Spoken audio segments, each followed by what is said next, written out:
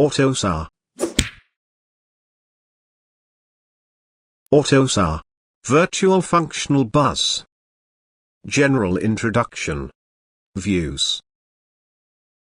A car with all its ECUs, sensors and actuators as well as software components and compositions is a very complex system, which is developed by a lot of different people. But for the development of just one part of this huge system, most people don't need to understand the whole system. Therefore the Autosar methodology defines different views. On this slide we want to take a look at two of them.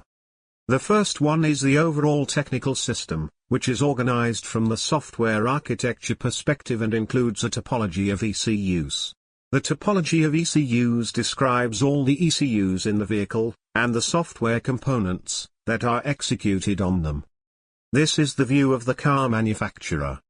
The second view is a subsystem, and in our case the subsystem of one ECU.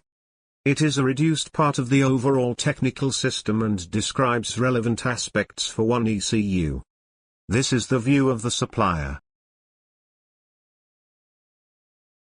If you want to learn more about Autosar and other interesting topics, go to embeddedacademy.com.